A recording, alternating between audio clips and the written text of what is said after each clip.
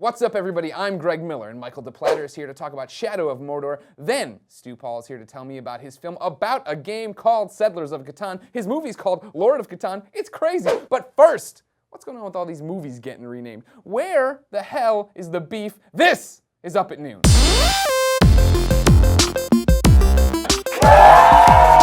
It's the news you care about with your little panel of idiots. My Italian meatball, Brian Altano.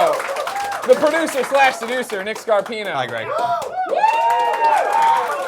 People like you. I guess. Does that feel good? Yeah, it did. All right, Did good. Aransky pay him to do that? Probably. Okay. Leading off the Tom Cruise news this week, Edge of Tomorrow came out, right? Love it. You Yeah. watched it? Nope. No. Nobody watched Edge of Tomorrow. Everybody said it was the best video game movie that wasn't based on a video game. None of you went and saw it. No one saw it. It was a huge flop. It went away. No, you didn't.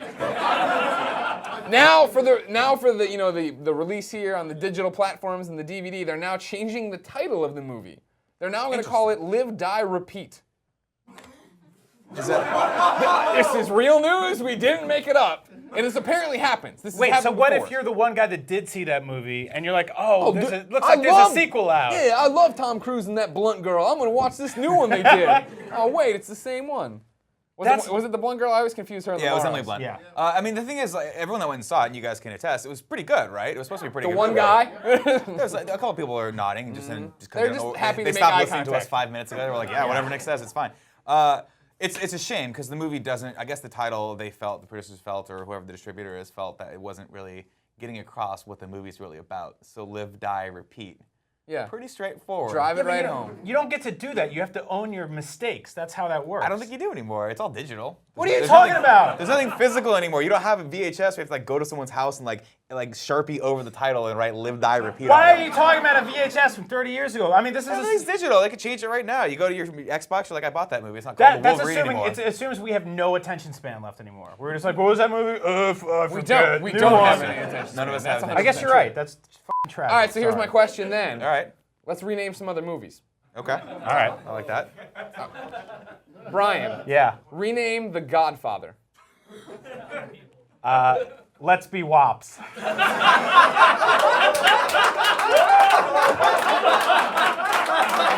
I think we have to. There's two Italians on this panel. No, it's still racist. It's I still can racist. say that. Okay.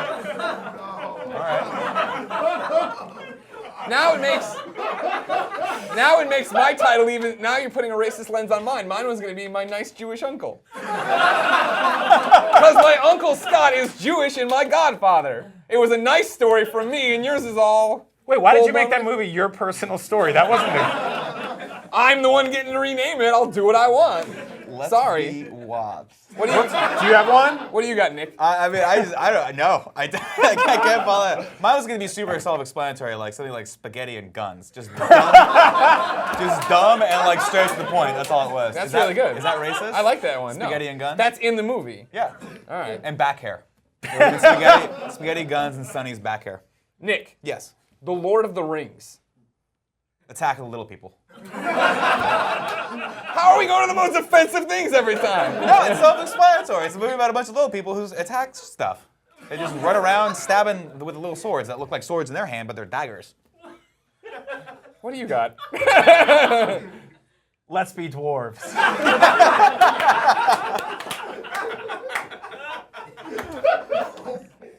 I'm going to go Foshodo Frodo. That's really good. That's really good. That's not bad. Brian, Yeah. Rocky. Boxing with brain damage. I have two for this one. So if it's a romantic comedy angle, you There want to go were with. like a multiple Rockies, so you can Yeah. Okay. So the first one I would go, if it's gonna be like a romantic comedy, I would say, "Yo, Adrian?" Question mark. See? And then the second one, if we're going with the still fighting genre, is just I punch stuff. I like how you're like, You gotta tell audiences have no attention span. You gotta tell them exactly what the movie's about. Wait, Live, but die, what repeat, if you're talking I about punch that stuff. movie with somebody? If you're like, yo, have you seen Yo Adrian? Question mark. Question mark. Yeah, people are like, is that the one where he punches stuff? You're like, should have gone with that title. Damn, I should have nailed that title to the ground. Brian, Yes. TMNT. SHIT.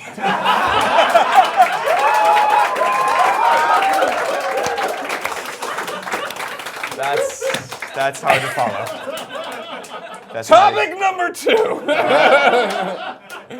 The Xbox 360 is getting a 500 gigabyte add-on, so you can store more things on your Xbox 360, which we're all playing right now. Nick, I want to know what's your favorite video game accessory of all time? Of all time. Of all time. I gotta go Power Glove, and here's why. Sucked. It didn't work. It never worked. It never worked, but it looked so cool in the commercials, right? Yeah, of Like the course. guy would be like, gish, gish, and like lightning would come to his hands. Yeah. Those noises. And then he would just control everything with his arm like you wanted it to, like you wanted to connect to work. Yeah. Like it actually, but it never did. So I guess anything that involves your hands basically just doesn't work. But I'm still holding out for a hero that one day they'll make a Power Glove that'll allow me to like control cool mechs, like that Robotech game that never came out. Okay. Why do you always do gush gush every time we talk about action things? That's my Tyroot sound. No one knows who Tyroot is. It's okay. Thank you for It's an odd drilling. reference. We're going for a very specific audience at home. Very specific audience. Namely Tyroot and Craig Baradon. It's the sound of men that have giant mitts, like Marv from Sin City. Just gish, gish. Brian, favorite video game accessory? Nick Scarpino. Wow. Because I don't play video games, I just sit next to you while you play video games? No, because like we used to. This is a video game show. We never needed you before, and now you're part of the thing. We That's brought you fun. on. You're our Power Glove. Thanks, guys. You don't always work. I'm useless and I don't work correctly, but I look really cool. Exactly. Wow, that actually is the most apt description of saved Nick that. Scarpino I've ever heard. Amazing. We're mint Greg? t-shirts.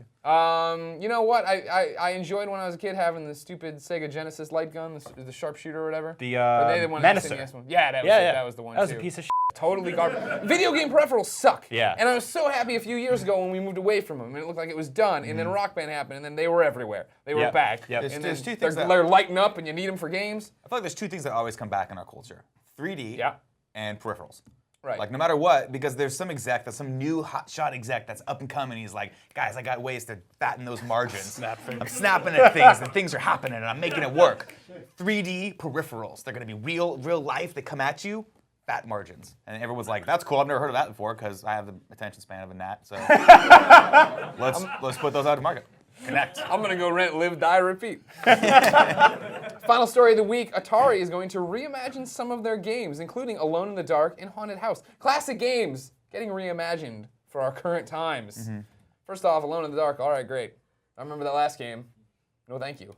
You were gonna have to imagine something pretty goddamn good for me to pay attention. Does Atari ever imagine anymore, or do they only reimagine? Because I feel like they're never like, hey guys, check it out, new idea. That's just everything in general. Everything's a sequel nowadays. But I got sad. well, here, let's get it sadder. Let's pull it out, all right? What would you guys reimagine? What video game would you reimagine? Well, does it have to be an Atari game or can it be just no, a it can be, multi? no, it doesn't have to be. I want to reimagine Aliens and the Apple IIc. Do you remember that game? No. It was the hardest thing on the planet, and I want another crack at it, but I can't find an Apple IIc anywhere. Are you looking? Are you reimagining the exact same game? I'm reimagining, yeah, like something top down, top down. But I just want another crack at it. Maybe slightly better graphics, and I can actually finally beat the last level. Brian. Yeah. I would reimagine Ghost House from the Sega Master System. I thought it doesn't get enough credit. Imagine this, if you will. Okay. Castlevania. You got the Dracula. He's doing stuff. But rather than being some Belmont with a whip, you're just a normal kid named Mick. And you got to get in there and get your gold or whatever the hell the game was about. I was a kid. I don't remember. But it seems like there's a lot that could be done with Mick going back. We all remember how good the Splatterhouse reimagining came out. Or how good the Castlevanias have been. Ooh. Wait, well, now people like the first one. The first one for NES. No, all right. What are you going to reimagine? Battletoads. Is this still going to be impossible? It's still gonna be impossible, but it's gonna be in the Unreal Engine, the latest version. So it's just gonna be disgusting. Like they're gonna look like the nastiest mutant toads. They're just gonna be wet and fat. I'll mocap it if you need it. Give me some right now. Let me just take a second. Center yourself. You Toads. I don't know what Wait, they the say. toads are saying that about They hate who they are. They're just constant. They just pain. don't like each other. They're like, oh, that. My body is disgusting. I don't know. Why am I so big? Why am I battling everything? Toads don't normally battle. And they would kick, and their foot would be like 6 times bigger than theirs. It's great. Go play it. Speaking of battling everything, Greg Way, my next guest is making a You game almost called heard the- Shadow of Mordor. Yeah! Welcome to Up at Noon. It's in 3D. Be ready for anything, all right? Next guest is named Michael D. Platter, and he's here to show us Shadow of Mordor. Put your hands together and get more cards.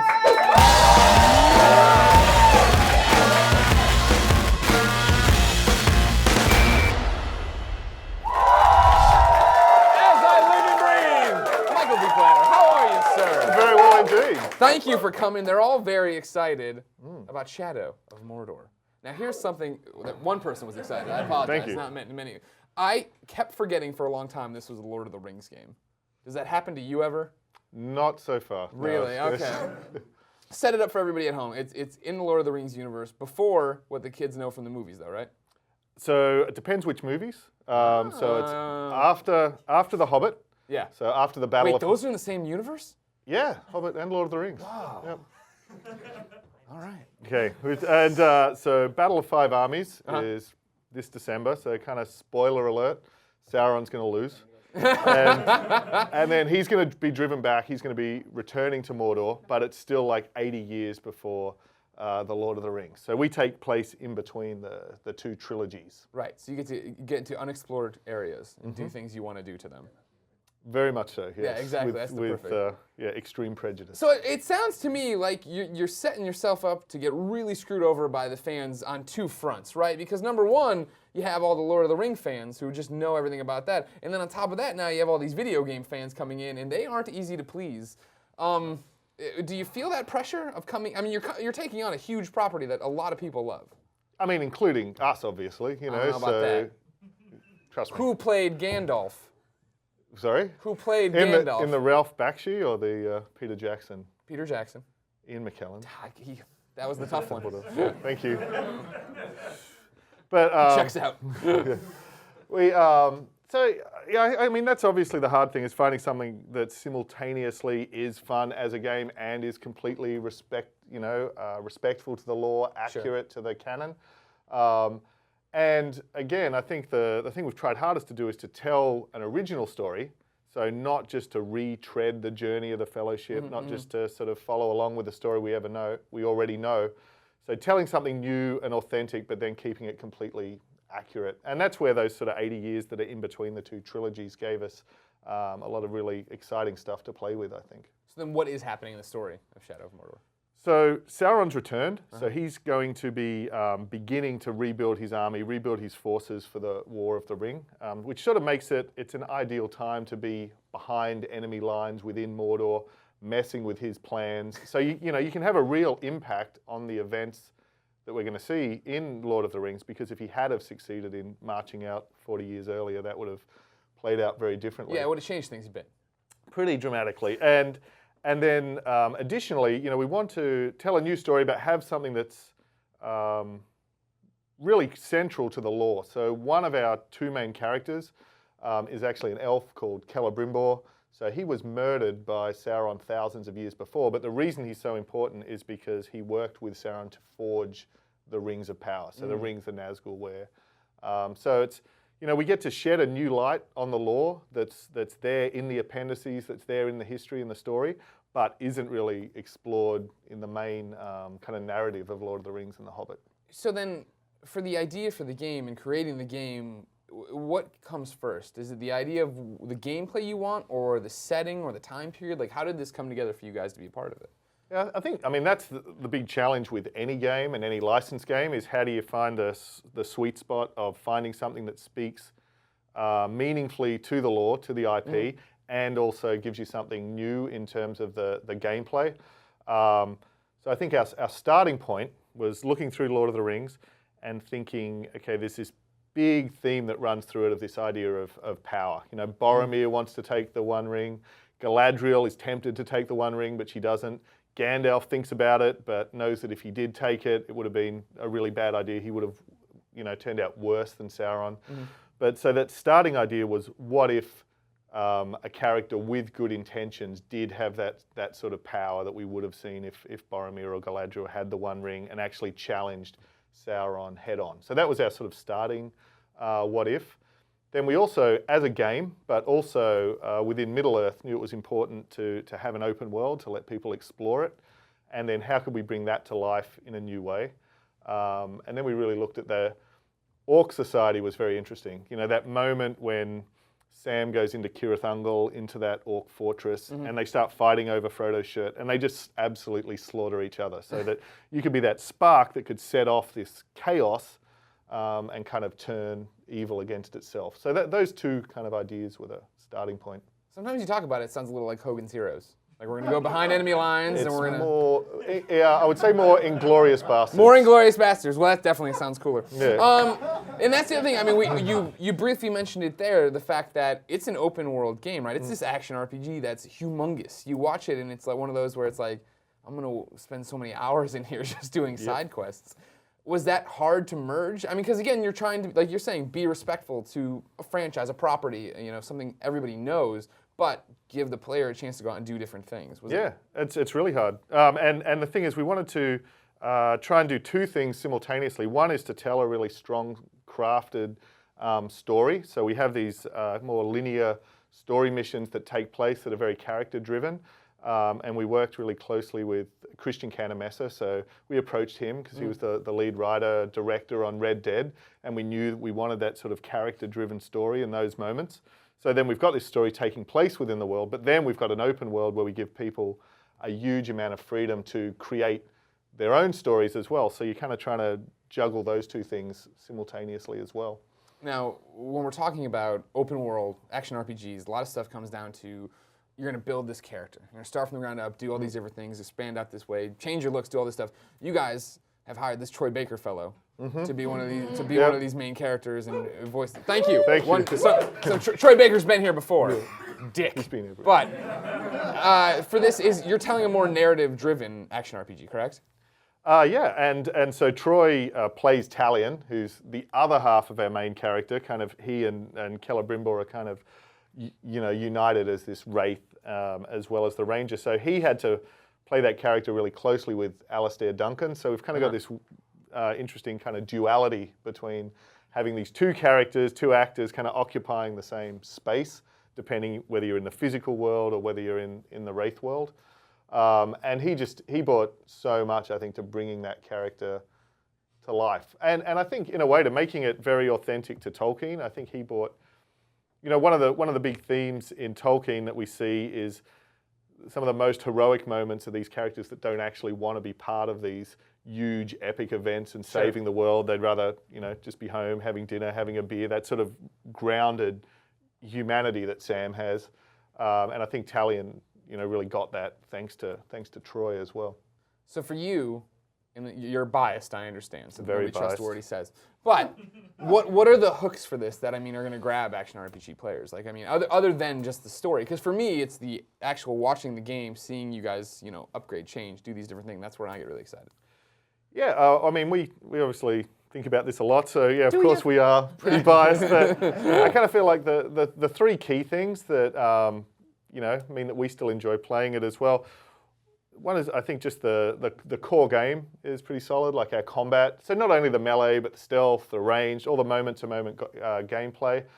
Then the story, and I think, the ability to really dig deep and discover the lore and that it really feels like an authentic part of Middle-earth. And then we put a lot of effort into making our enemies fun, letting you act. So a lot of that customization and upgrades and specialization that sometimes go on to the player side or NPCs, we really doubled down on putting all of that on our enemies. We made this thing, we call it the Nemesis system, but the enemies grow, they remember, they get promoted, they go on their own missions, they battle against each other. So within Mordor, you genuinely get to create your own personal villains, that remember you, get scarred. You killed my grandfather. They don't necessarily know their grandfathers. They kind of get dragged out of vats, but you can kill their friends, you can kill their masters, you can kill them. You killed my master. Yes. Thank you. Yeah. I'm now a politician, a free man. Yeah. I can write all sorts of fan fiction for you. Yeah, we should have. I wish we'd known that earlier. It's okay, don't worry. I will continue to pump it out for you. Yeah. Michael, when does Shadow of Mordor come out? It comes out on September the 30th. That's close. It's very close. You're in the home stretch. I know, we're excited. Drinking booze at work all the time now? Constantly, I'm drunk right now. All right. Well, let's go drink some more. Michael, thank you so much for coming by. Thank Your you game very looks much. great. Thank you. Oh, sorry. Whoa. That's the best handshake I've ever had at Open Noon. You're serious business. Yeah, don't mess around. I noticed. How are you today? I'm excellent. Yeah, you're here because you invented the board game Lords of Catan. Yes, my name is Klaus Tuber. I'm a delightful German man. No, Settlers of Catan, big time game. Everybody loves it. You've made a short film, fictional, I hope. Yes. Because I've seen it. I hope it's fictional. Called The Lord of Catan. Tell me all about it. It's basically a short film about this married couple played by Amy Acker and Fran Kranz, who have their kind of board game night that plunges them into a vortex of madness and destruction. Just like a good board night game should, or you know what I mean? That's how it should go, I think. Yeah. That's how most Monopoly games end. Yeah, it's pretty much. So, it's an interesting idea for a movie. You know what I mean? Like when they pitched it to me and they're like, oh, this movie, and I was like, all right, what's it? It's a documentary about the game. They're like, no, not at all. It's this fictional thing of madness in board games. And I was like, oh, okay. Where did the idea come from? Reality. My wife and I were playing the game. I mean, I literally like just stole it out of my life because we were playing the game and like it got heated. Like she bit me. She peed on my chair. I pooped on her pillow. This didn't then after things got so heated that afterwards she was like, I can't play this game with you anymore. Yeah. And like, so I made a movie about it. If you won't play with me, the world will play with me. Yeah. So then, talk to me a little bit about how you got to this point then, I guess. Do you have a degree in filmmaking? Was this what you always wanted to do? I went to school for screenwriting, and they let the screenwriters play with the cameras occasionally. Yeah. And I dug it, but mostly I was working on writing after school and was employed as an angry screenwriter, and then wanted to make a movie, and I kept having ideas about, crazy gothic westerns or things that would put the Earth's oceans in space, and then I was like, oh, here's something about two people playing a game in a room. Let's try that. What? I can film that. People in a room, the oceans in space. Yeah. It's like, are the oceans leaving our planet and going to space? We put them there. I can't remember exactly why we put them there. Is it like in Seinfeld with the giant bladder for oil, but it's got the ocean in it? It's like we have a big heat shield that protects it from the sun, and basically we're just protecting it from despoiling the oceans as we have now, and more population needs the ocean floor, I guess. Sure. Yeah. Stu, I love you. You are awesome. So, talk to me a little bit about the cast. The guys from Cabin in the Woods, these aren't like no-name people. Did you know them? Did you blackmail them? How did this happen? Blackmail was pretty much the story. Yeah. I've got some dirt. But no, I just like stumbled into it. Fortunately, they liked the script. And then it was like just dumb luck that I hooked up with the right producers that could help me achieve this and get the script to them. And Fran came on board first, and we met, and I managed not to scare him off with like the giant Necronomicon of notes I had for like an 8-page script. And I also brought my laptop and started playing him clips from like Furikuri and like crazy stuff. Yeah. And so then he was on board. And then hey, you're legitimately insane. I'll do this. Yeah. And then it was like a week before shooting, and we didn't have our actress yet. Yeah. And then my wife was like, "Why not Amy Acker?" And I was like, "Why not Amy Acker?" And so Fran reached out to her, and we got her.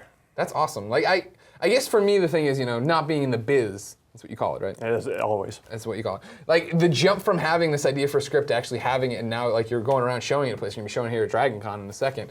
Like. It seems so vast, but is it just that like since this is your day-to-day, it was no big deal? Or is this a big deal that this is like finished and done and being shown now at festivals? No, it's a big deal because like usually my day-to-day is write scripts, send them out. People say they want to make them, and then they lie and they don't, and it falls through, and I don't get paid. You don't even get paid for it? Sometimes. Okay. But so this was great that I could see something through to fruition, and I didn't have to listen to anybody else. I mean, well, no, I listened to the actors once they told me, "Hey, you should listen to us." Yeah. And I was like, "Yeah, good idea." Yeah, you're not full of crap. All right, I'll do that. Yeah, but I am just mad for power, and I enjoyed it, and now I get to put it out there. Yeah. So what's next now for the film? I mean, you're going around showing it right now. Will it ever be available on like iTunes, YouTube, something like that?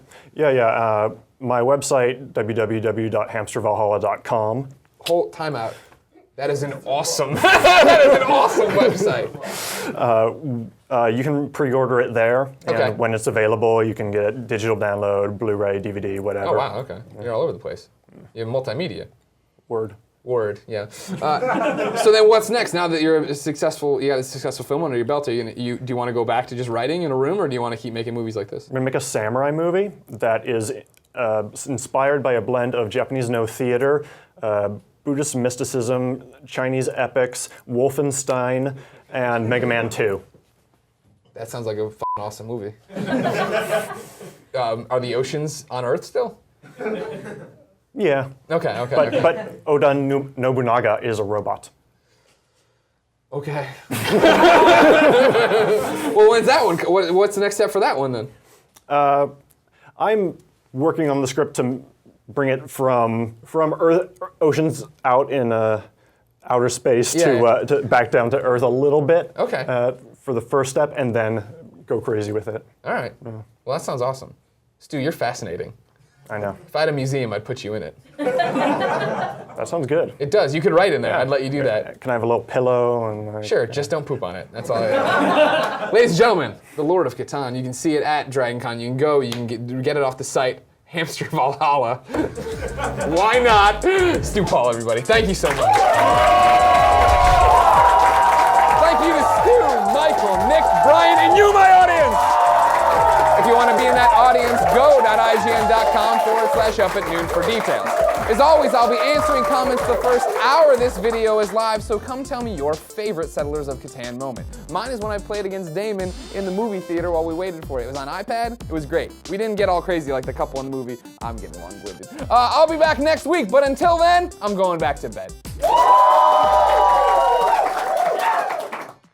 And we are out. Good job, guys. Great show, everybody. Great show. Now it's time for my traditional post-show drink.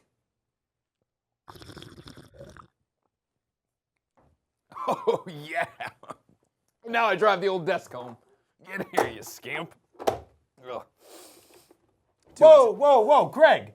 Officer Brian? That's right. You know better than to be driving drunk. Okay, Brian, it was a couple of shots. What's the worst that can happen? Drunk driving kills more than 10,000 people every year. That's pretty bad. In 2012, one person was killed every 51 minutes in an alcohol-impaired driving crash. Jeez. Also, you're so drunk you think your desk is a car. Okay, that's a good point. Cops all across the country are cracking down on drunk driving this weekend. Drive sober or get pulled over. Even desk driving. Especially desk driving.